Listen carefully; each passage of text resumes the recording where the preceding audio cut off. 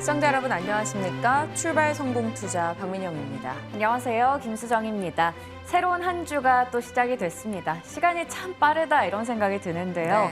FOMC가 또 코앞으로 다가왔습니다. 이번 주는 올해 마지막 빅위크, 슈퍼위크가 될 것 같은데요. 11월 CPI 발표도 있고 FOMC 결과도 있기 때문에 또 주목할 부분들이 많은 한 주가 될 것 같습니다. 네, 그 경계감이 지난주 미국 그리고 국내장에도 고스란히 녹아드는 모습이었고요. 들려온 소식들 같이 점검해 나가면서 살짝 흔들리고 있는 기존의 주도주들, 새롭게 떠돌고 있는 순환매들 어떻게 바라봐야 될 것인가 그 전략에 오늘 좀 초점 맞춰보도록 하겠습니다. 자, 지금부터 시장에 대한 이야기 하나씩 들어가 보죠. 오늘 저는 중국 소비 쪽에 초점을 맞춰서 두루두루 시장 이야기 전해드리고자 합니다. 네, 저는 지난주에도 5G 관련주들 이야기를 간간히 했었는데 네. 오늘 좀 집중적으로 AS 겸 브리핑 준비해봤습니다. 네, 지금부터 이슈들 하나씩 점검해 보시죠. 일단 주말 사이에 지표가 많이 전달이 됐습니다. 생산자 물가지수 11월 PPI가 시장의 예상 7.2% 증가율을 뛰어넘는 7.4%로 발표가 됐습니다. 컨센을 상회했다라는 점, 그리고 그 안에서 서비스 물가가 여전히 높은 수준이었다라는 점 시장에는 부담으로 해석이 됐고요. 12월 미시간대 소비자 심리지수도 예상을 상회하게 나왔습니다. 이 두 가지 이슈 속에 뉴욕장은 초반에 하락 출발하는 움직임이 나타났습니다. 다만 시간이 갈수록 시장에서는 컨센이 너무 낮게 나와 있었기 때문에 서프라이즈, 쇼크였다라는 이야기가 있고요.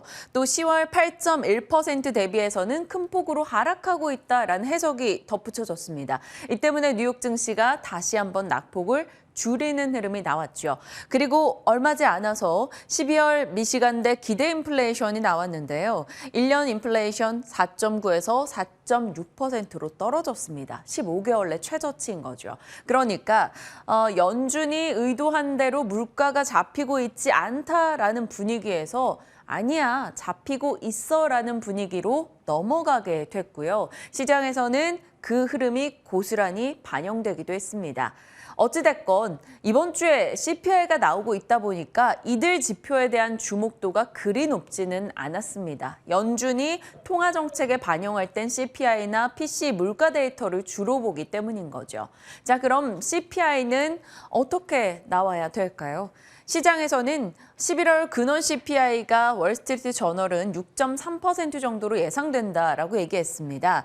이 예상치보다 만약에 하회하게 된다면 0.2%포인트 정도 낮게 나온다면 S&P 500은 크게 급등할 것이다라는 전망이 나오고 있죠. 11월에 우리는 이미 그걸 겪어봤습니다. 그때 CPI가 나오고 나서 나스닥이 7% 급등하기도 했었죠. 반면에 물가가 여전히 잡히지 않고 올라가는 쪽으로 나오게 된다면 S&P 500은 크게 흔들릴 수 있다라고 합니다. 그렇기 때문에 우리는 CPI와 FOMC를 지금 주목하고 있는 거고요. 시장에 대한 의견은 여전히 분분합니다. 뱅크 오브 아메리카는 마지막 금리 인상 후에도 우리는 증시 베팅 안 할 거야. 보수적인 목소리를 내놨고요. 알마넥에서는 21년 동안을 보니까 12월에 10거래일째 되는 날에 반등을 줬다라고 합니다. 이거는 그냥 계절성 멘트인 건데 어찌됐건 때마침 그 10거래일째 되는 날이 12월 14일 우리 FOMC 이슈가 있는 때입니다. 그렇기 때문에 FOMC 지나고 반등하지 않겠어? 이런 기대도 들리네요. 자, 뉴욕장 흐름 보겠습니다. 말씀드린 대로 지표가 물가가 여전히 높게 나왔다, 예상을 상회했다라는 이야기가 나오면서 하락권에서 출발을 했다가 그래도 그거 10월부터 잡히고 있어, 기대 인플레이션 떨어지고 있어 하며 장중에 낙폭을 줄이며 살짝 올라가기도 했습니다. 다만 시간이 갈수록 국채금리가 상승한 것에 대한 부담감이 느껴졌고요. 또 푸틴 측에서 핵무기를 사용할 거다라는 것을 시사하기도 했습니다. 그러면서 낙폭을 키워나갔죠. FOMC를 앞두고 있다 보니까 경계 매물도 꽤나 출회가 됐고요. 전반은 여전히 CPI와 FOMC를 두고 경계감이 짙게 나타났습니다. 국제유가는 또 떨어졌는데요. 0.6% 하락이었습니다. 지난 한 주 동안 WTI가 11% 밀렸다라는 점은 분명 생각해 볼 포인트가 있는 것 같습니다. 자, 뉴욕장 섹터별로 보시면 전반의 하락이었습니다. 급락 섹터가 뭔가 도드라졌다라기보다는 전체적으로 소폭의 하락이 좀 나타났다라는 거고요. 곳곳에서 초록색이 조금 빛나고 있긴 하죠. 바로 테슬라입니다. 지난 한 주 동안 굉장한 부침을 겪었던 테슬라인데 이날은 반등을 줬죠. 2024년 미국에서 트럭 2위가 전망된다라는 얘기가 나오면서 올랐습니다만 좀 많이 빠졌기 때문에 오른 게 아닐까 싶기도 합니다. 넷플릭스도 콘텐츠 성장으로 고객 이탈을 줄일 것이다. 비중 확대 의견이 나오며 상승했고요. 브로드컴도 비교적 견조했습니다. 하지만 그 외 대다수가 하락권이었다라는 점이 시장의 분위기를 말해주죠. 자, 시장의 여러 이슈들 들어가 보겠습니다. 페트로달러 많이들 들어보셨죠? 석유를 뜻하는 페트롤리움과 달러의 만남입니다. 한마디로 석유 대금을 결제할 때는 달러로 한다라는 그 지금의 시스템을 뜻하는데요.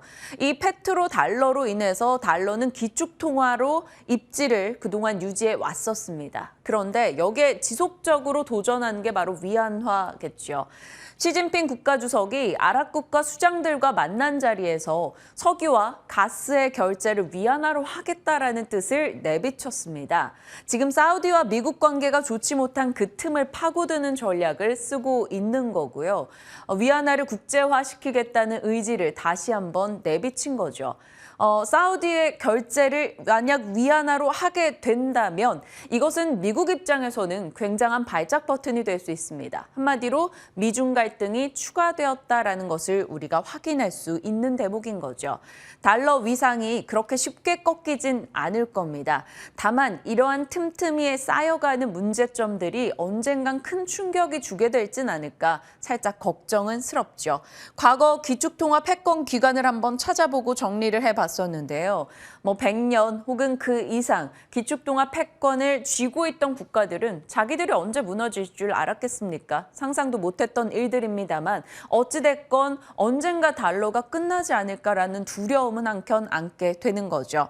자, 위안화가 만약 강세를 띠게 된다면 그쪽으로 자금 유출이 있을 겁니다. 한국 시장에는 부담스러운 요소가 될 수도 있기 때문에 지켜보시고요. 미중 갈등이 심화될 때마다 테마성 종목들이 올라가는 것들 얼추 떠오르시는 종목들 있을 겁니다. 단기 트레이딩 정도로만 확인하시길 바랄게요. 자, 중국 이슈가 계속 나옵니다. 중국에서는 지금 제로 코로나가 위드 코로나로 가고 있는 방향을 보여주고 있죠. 호흡기 질환 최고 권위자 중난산 원사가 오미크론 치사율 독감과 별 차이 없어 그렇게 두려워할 필요 없다라고 의견을 내놓기도 했습니다.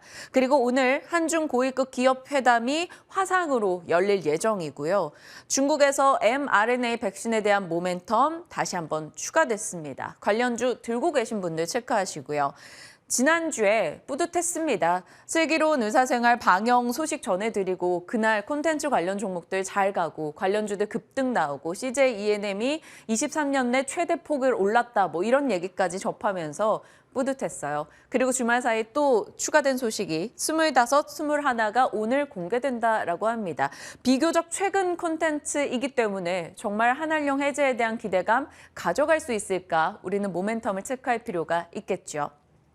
지속적으로 전해드립니다. 12월 6일부터 해서 계속 업데이트되는 내용들을 한 주씩 추가해 나가고 있는데요. 우리도 품귀 현상을 겪어봤기 때문에 어떤 심리일지 안다라는 거죠. 그리고 우리보다 훨씬 더 막대한 인구를 갖고 있기 때문에 그 파급은 꽤나 클 것으로 보입니다. 마스크, 백신, 치료제, 감기약. 처음에는 키트 쪽에 초점 맞춰드렸고요. 그다음에는 원료 의약품 수출 통제 가능성 거론해드린 바 있습니다. 그리고 지금 미국에서 의약품 사재기가 심각하다고 하는데 어느 정도라면 중국에서 병원에서 해열 진통제 배급제까지 할 정도라고 하네요. 그렇다면 국내에서 조달할 무언가들에 대해서 우리는 한 번 더 단기적인 시세를 확인할 수 있다는 것 점검하시길 바랍니다. 지금의 시장에서는요, 중국 소비에 초점이 맞춰서 돌아가고 있습니다. 그리고 그 과정 속에서 오랫동안 눌려있던 중국 수급의 종목들, 빈집을 털기 위해서 가는 자금이 등장하죠. 한정된 자원에서 새로운 종목들을 사기 위해서는 기존의 주도주를 파는 쪽으로 갈 수밖에 없습니다. 나름 좋은 수익을 내줬고 많이 올라왔었던 2차 전지 쪽이 최근에 그렇게 내려가고 있는 게 바로 그 맥락이 되겠죠. 이쪽을 팔고 이쪽으로 넘어가면서 이익을 챙기겠다라는 전략이 등장을 하는 겁니다. 리오프닝 종목들이 계속해서 관심을 받고 그 영역이 단순 중국인들이 화장품 소비를 많이 한다라는 과거와는 달리 진행되고 있다는 점 꼭 점검하시길 바랍니다. 그리고 하나 염두에 둘 것은 이 또한 언제 변동이 나올지 모른다라는 거죠. 지금 내년 봄이면 중국에서 사망자 100만 명 얘기가 나오고 있습니다. 코로나19 사망자 혹은 중증 환자 대확산을 염두에 둔다면 또 어떻게 정책이 바뀔지 모르니까요. 이 또한 지금 사서 묻어두자 전략은 아닐 것이라는 점을 염두에 두시길 바랄게요. 그만큼 시장에서는 테마가 빠르게 돌고 있습니다.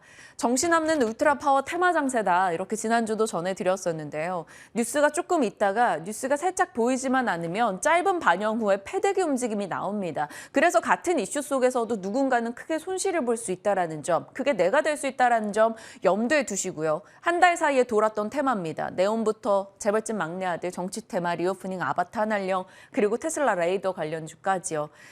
그 종목들 오늘도 또 테마성으로 들어갈 만한 이슈들은 정리해봤습니다. 앞서 말씀드린 대로 25, 21, 또 콘텐츠 쪽이 관심 받을 수 있겠죠.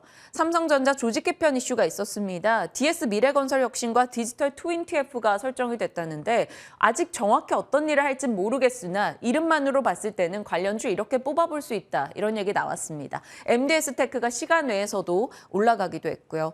중국에서 부동산에 대한 부양 정책 의지를 계속 내비치고 있지 않습니까? 철광석 가격이 보니까 바닥 대비 27% 정도 올라왔습니다. 철강주 시세도 한 번 더 체크할 필요가 있겠고요. 중국 의약품, 원료의학, 해열 진통제, 또 음압 병동 시설과 관련해서 종목들은 그냥 테마성으로 트레이딩 관점만 확인하시길 바랄게요. 자, 반도체 이슈도 점검을 해보죠. 인도 타타그룹이 작년 그룹 매출 비중이 한 152조 정도 나온 그룹입니다. 본인 국가 내에서 반도체를 생산하지 못하니까 자동차 산업 등을 할 때 전량 수입에 의존해야 돼서 상당히 불편했나 봅니다. 반도체 산업 진입을 시사했고요. 기존의 파트너사와 협력하겠다. 한국, 미국, 일본, 대만이 후보지로 떠오르고 있죠. 우리가 되면 정말 좋겠습니다. 우리나라 종목들 그쪽으로 많은 수출 데이터를 잡을 수 있었으면 좋겠네요. 일단 타타그룹은 후공정에 우선 진입하고 그 이후에 전공정 가능성을 가늠하겠다라고 얘기했습니다. 체크만 해두죠. 일단 큰 이슈가 들려오긴 했으니까요. 반도체 후공정 관련해서 공급 체인 종목들 정리해봤습니다. 참고용으로만 확인하시길 바랄게요.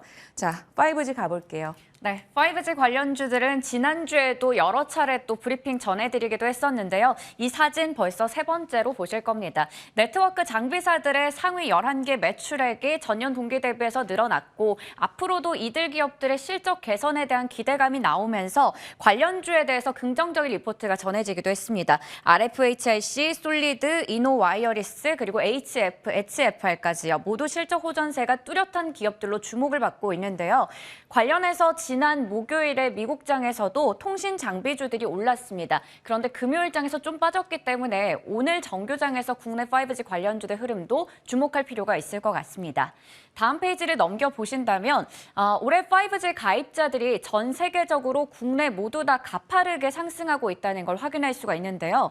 올해 들어서 7월부터 9월까지 전 세계적으로 총 1억 1천만 명의 가입자가 늘어나면서 현재는 약 8억 7천만 명을 기록하고 있는데 올해 연내 중으로는 이 전 세계적인 가입자가 10억 명을 넘어설 거라는 전망이 나오고 있습니다. 2028년 말이 된다면 50억 명으로 더 증가할 것이고 전체 모바일 가입자의 55% 비중을 차지할 거라는 전망이 나오고 있는데요.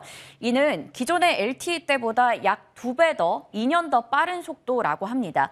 그리고 국내 같은 경우에는 10월 기준으로 5G 가입자가 전월 대비해서 75만 명이 늘어났습니다. 5G 비중은 처음으로 35%를 돌파했다고 합니다. 네, 이렇게 어려운 시장에서도 5G 관련주들이 최근에 강한 흐름을 나타내고 있습니다. 지금 보시는 것처럼 지난 목요일장에 이어서 금요일장에서도 관련주들이 강한 시세가 나왔는데요. 에이스테크가 18%대로 서진시스템 12%대, RFHIC, 이노와이어리스 등등의 종목들이 강했습니다. KMW 같은 경우에는 3거래 연속으로 상승세를 나타내기도 했고요. 저희 시간에 지속적으로 5G 관련주들은 추천을 해드리고 AS도 해드렸습니다. 유창희 대표님께서는 11월 21일에 HFR, KMW, 서진시스템 꼽아주셨고요. 오늘 또 AS 가져보겠습니다. 그리고 12월 8일에 진만스픽으로 HFR과 KMW 얘기를 했었는데 목요일에 금요일에 시세가 나왔습니다. 진만생 같은 경우에도 시장이 어려울 때 잘 가는 섹터가 5G 쪽이기 때문에 여전히 추가 상승세가 유효하다라고 얘기를 해주셨거든요. 관련해서 또 이야기 나눠보도록 하겠습니다. 그러면 이제 5G 쪽에 새로운 모멘텀은 없는지 좀 체크해 볼 텐데요. 단독 기사가 나왔습니다.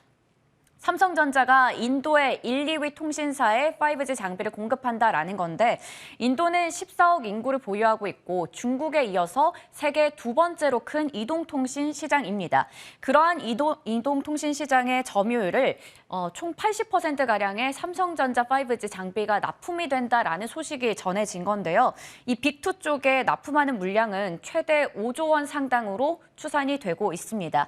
이 소식이 전해지면서 그동안 작년 기준으로 봤을 때 전 세계적으로 시장 점유율을 보면 화웨이가 거의 28% 정도, 삼성전자는 불과 3%밖에 되지 않습니다. 하지만 어느 정도 화웨이 점유율을 좀 뺏어오면서 삼성전자 점유율이 10% 정도까지는 끌어올릴 수 있다. 이러한 전망도 나오고 있는데요. 관련한 뉴스가 나오면서 기가레인, 이 삼성전자의 네트워크 장비 쪽에 모듈과 인프라 쪽을 좀 납품하고 있는 기가레인이 시간외에서 상한가를 기록하기도 했습니다. 그리고 반대로 이러한 소식도 전해졌습니다. 사우디 쪽에서 화웨이의 5G 장비를 채택했다라는 건데요. 화웨이는 대표적인 미중 패권의 상징입니다. 그런데 이렇게 화웨이의 장비를 중국 쪽에 사우디 쪽에서 채택을 하면서 확실하게 이 사우디가 친중과 반미를 지금 노선을 확실하게 하고 있다는 걸 보여준 건데요. 사우디가 화웨이의 5G 네트워크 건설뿐만 아니라 클라우드 컴퓨팅과 사우디 첨단 도시 건설과 관련된 MOU를 맺었다라는 소식이 전해졌습니다. 이렇게 되면서 대부분의 걸프 국가도 화웨이의 5G 네트워크 구축에 동참할 것이라는 전망이 나왔는데요. 이 소식은 아무래도 화웨이 시장 점유율에 더 힘을 실어주는 뉴스가 되지 않을까라는 생각이 듭니다.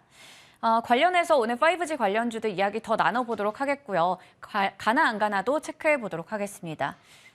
테슬라가 내년 1월부터는 고해상도 레이더 센서를 도입한다라는 소식이 또 전해졌습니다.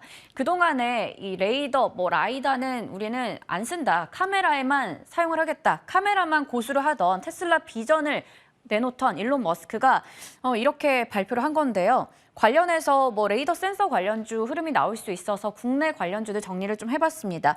우선 지난 금요일에는 이렇게 LMS가 3%대, QSI가 1%대 상승세가 나오긴 했지만 윗꼬리를 상당히 길게 달고 나서 마감을 지었었고요.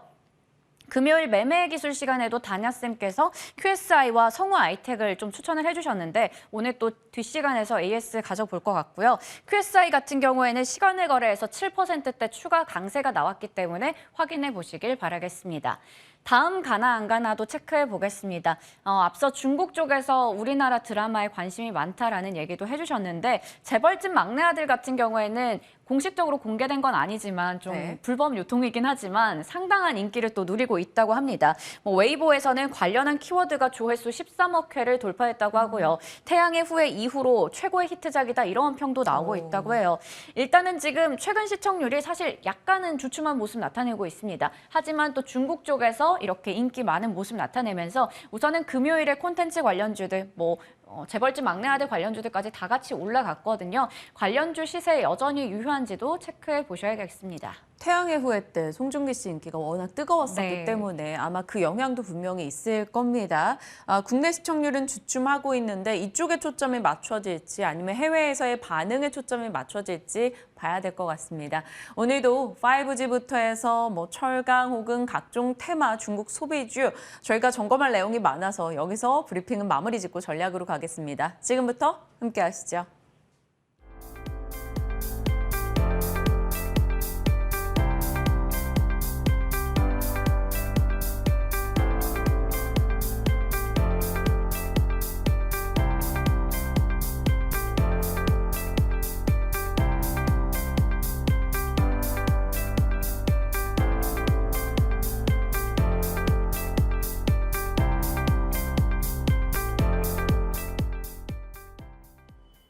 네, 시장에 대한 이야기 나눠보겠습니다. 또 이벤트가 굉장히 많은 한 주 시작이기 때문에 이분과 좀 꼼꼼하게 따져볼게요. 유창희 대표님 모셨습니다. 어서 오세요. 안녕하십니까. 네. PPI가 예상을 상회했습니다. 네. 하지만 그 예상 자체를 너무 낮게 잡았다라는 지적 등도 나오고 있기도 하고요. 어찌됐건 지금은 뭐 CPI와 FOMC에 초점이 맞춰 있다 보니까 다른 이슈가 눈에 잘 안 들어와요. 네. 뉴욕장의 1% 정도 하락 어떻게 보셨습니까? 뭐 그래도 선방했다 생각하고 있어요. 그 PPI 지수 발표하고 나서 좀 크게 밀렸다가 거의 플러스권까지 올라왔었죠. 그러다가 다시 이제 1시간 남겨놓고 조금 이제 매물이 쏟아져서 네. 조금은 아쉬운 감이 좀 있지만 그래도 선방했다라고 보고 있고요. 좀 시장은 전체적으로 뭔가 좀 방향 없는 모습이 계속 이어지지 않을까 판단하고 있어요. 어쨌든 12월 1일부터 외국인들 보면 전체적으로 약간 매도세를 좀 보여주고 있는 게 첫 번째고요. 두 번째는 미국 같은 경우도 지금 이슈가 별로 없어요. 그냥 단발성 이슈에 주가가 오르고 내리고 하는 모습을 보여주고 있고요. 좀 매물이 그러면서 계속 쌓이고 있지 않나. 이번 주에 CPI라든지 FOMC 금리 결정이 있는데 다들 크게 기대하고 있는 것 같지 않아요. 그냥 뭐 다행스럽게 좀 주가 지수를 올려주면 좋다라고 보고 있는 것이지 이것을 기점으로 해서 막 엄청난 막 랠리가 나온다라고 보는 사람은 많지 않은 것 같아요. 물론 시장은 모든 예상과 반대로 가는 경우도 많이 있습니다만은 지금은 12월이 원래 항상 이렇게 좀 힘듭니다. 뭔가 이제 1년을 마무리하는 시점이다 보니까 뭔가 공격적으로 베팅하는 뭐 큰 자금들도 없기 때문에 조금은 우려감들이 오히려 좀 더 나오고 있지 않나 생각하고 있고 그 우려감들이 내년에 대해 어떤 경기 침체에 대한 우려감들이 계속해서 좀 증시 상승의 발목을 잡고 있지 않나 판단을 좀 하고 있습니다. 그래서 네. 뭐 우리나라 증시도 보시면 뭔가 좀 불안한 느낌은 있어요.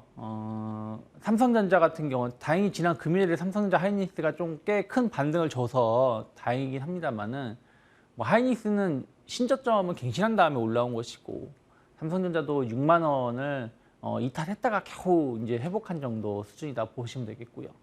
기존의 주도주였던 2차 전지는 정말 속절없는 하락을 보여줬었어요. LG 에너지솔루션이 크게 밀렸다가 삼성 SDI가 지난주 금요일에 또 LG화학 같이 크게 밀렸었죠.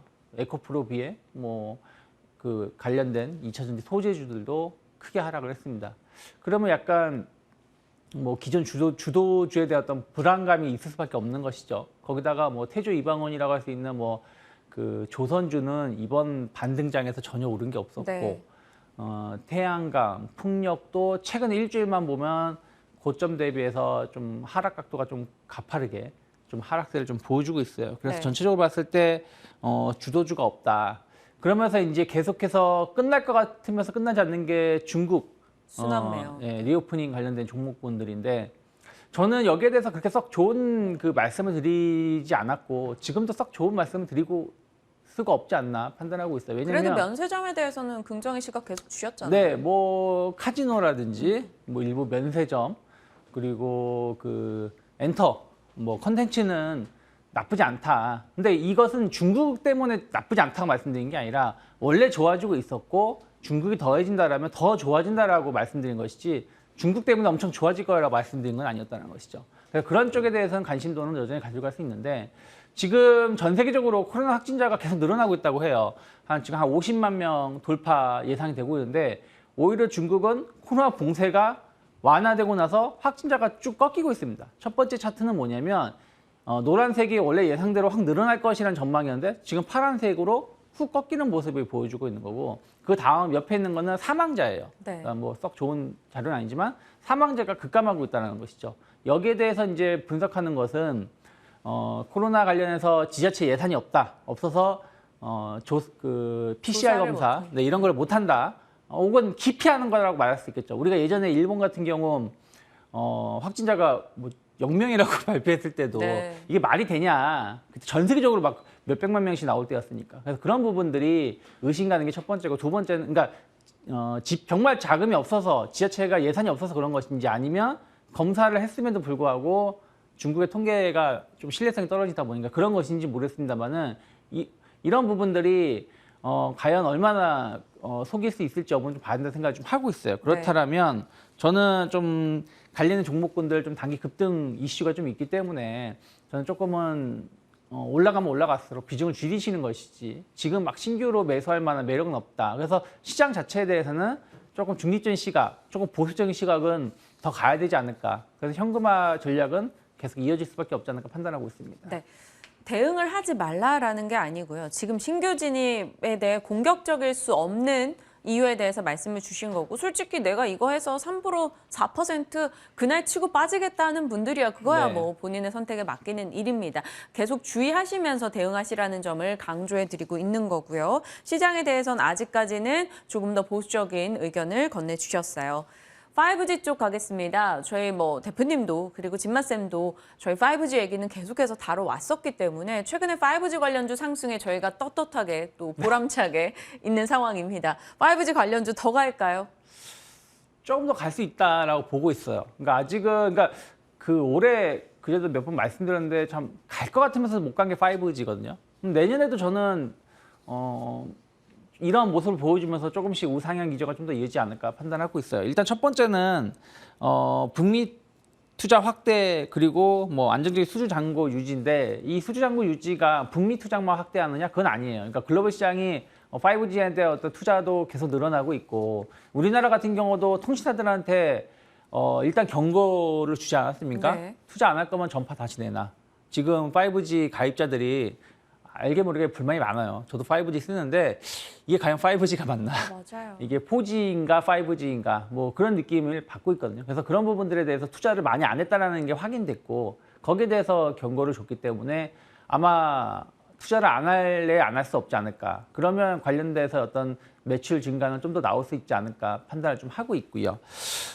그리고 중국 같은 경우도 그때도 말씀드렸습니다만 도서서산 정책. 서쪽에 있는 걸 동쪽으로, 동쪽에 있는 걸 서쪽으로 계속해서 옮겨야 되죠. 그런 것들이 예를 들어서 뭐 데이터 센터라든지 이런 부분들. 그러면은 통신 시장은 더 확대될 수밖에 없지 않을까. 물론 이쪽에 대해서 우리나라가 얼마나 매출을 차지할 수 있을지 모르겠습니다만은 분위기가 계속 확대된다는 것은 긍정적으로 보고 있고요. 또 앞에서 잘 말씀하셨지만 이제 인도. 삼성이 인도 관련해서 인도뿐이 아니라 다른 나라도 마찬가지지만 인도에 많은 심혈을 기울였고 그 부분에 관련해서 매출이 본격적으로 이제 작용을 하게 됩니다. 그러면 관련된 기업들이 또 반사이익을 누릴 수 있지 않을까 판단하고 있어요. 그래서 다만 이제 시장 자체가 좀 변하고 있는 것 같아요. 예전에는 기지국 5G가 아예 없었기 때문에 이것에 대한 또 들어가는 기지국이 늘어나는 거에 장비 이런 쪽에 더 포커스가 맞춰졌더라면 요즘에는 이 5G 이 전파를 어떻게 잘 효율적으로 분산시킬 수 있고 효율적으로 운영할 수 관리할 수 있을지 쪽에 대해서 좀 더 포커스가 맞춰지고 있지 않나 생각을 좀 하고 있습니다. 그래서 HFR 같은 경우는 그때도 말씀드렸습니다만은 뭐 이음 5G 뭐 이런 부분들 그러니까 광역 그 특정 지역에 대해서 구역에 대해서의 5G 서비스를 좀 확대시킬 수 있는 그런 거에 상당히 강점을 가지고 있기 때문에 저는 계속 주목하실 필요 있다 생각을 좀 하고 있고요. 뭐 KMW는 뭐 항상 관련된 장비주로 좀 보시고 요즘엔 좀 솔리드가 좀 주가 흐름이 좋은 것 같아요. 상당히 의미 있는 주가 모습이 연출되고 있는데 이 회사가 이제 그 전파를 좀 분산시켜주는 역할 그리고 이걸 효율적으로 잘 배분해주는 역할 이런 부분들에 대해서 강점을 가지고 있다고 합니다. 그래서 뭐 북미 시장이라든지 이런 쪽에 대해서 매출이 상당히 높아질 수 있는 부분들이 좀 있다 보니까 최근에 올라오고 있기 때문에 추세가 좀 반전되고 있다고 본다면 같이 해서 주목해 볼 수 있지 않을까 판단하고 있습니다. HFR과 KMW는 저희와 함께 이미 11월 21일에 말씀 주셨었기 때문에 뭐 추가된 거 솔리드 정도 확인이 가능할 것 같아요. 이 밤의 끝을 잡고 네. 솔리드 아시나요? 알죠. 이렇게 연배가 또 같은 연배라는 게 드러나네요. 어찌됐건 통신 장비에서 새롭게 조금 달라지는 부분도 같이 언급을 주셨으니까요. 기존의 종목 플러스 솔리드도 함께 더 체크해 보시길 바랄게요. 자, 창스픽으로 갑니다. 곡물 가격 안정세, 음식료 업종을 주목하라. 곡물 가격 안정세. 사실 전 이거 조금 걱정이 되는 게 네. 그거 있죠. 그 러시아와 갈등에 대한 우려감, 또 푸틴이 핵무기 얘기를 꺼내놨단 말이죠. 네. 그렇다면 또 곡물의 변동이 좀 올 수 있지 않을까라는 생각도 들어서 괜찮나요? 근데 뭐 그럴 가능성은 거의 없다. 지금 뭐 오히려 러우 전쟁이 이제 그 협의 종전 가능성 얘기가 더 나오고 있기 때문에 항상 그 전쟁의 끝 부분에는 이런 얘기가 많이 나올 수밖에 없어요. 네. 서로 더 뭔가를 더 많이 가져가기 위해서 유리한 협상을 할 때 유리한 고지를 차지하기 위해서 그런 얘기를 하는 것이지. 정말 핵무기를 쏘려고 했으면 진작에 쐈겠죠, 러시아가. 그렇다면 여기에 대해서 너무 안일하게 말하는 뭐 이렇게 말할 수도 있겠습니다만은 너무 걱정할 필요는 없지 않을까 생각을 좀 하고 있고요. 일단은 뭐 곡물 가격뿐이 아니에요. 최근 유가마저도 뭐 1월 달, 지난 12월 달 가격까지 떨어졌어요. 그러니까 전쟁 때문에 어떤 원자재발 쇼크가 다 전쟁 이전으로 회귀를 한 상황이에요. 그렇다면 곡물 가격이 엄청 오를 것 같다. 저도 그때 당시에는 많이 오를 것 같다고 말했는데 이렇게 쉽게 쑥 빠질 줄은 좀 몰랐습니다. 근데 이런 것은 어쨌든 가공업체들한테는 상당히 호재일 수밖에 없는 것이고요. 그리고 최근에 비용 상승이 상대적으로 좀 제한적으로 나오고 있는 것 같아요. 그래서 물류비라든지 뭐 인건비라든지 이런 거 관련해서의 어떤 비용 증가가 제한적이고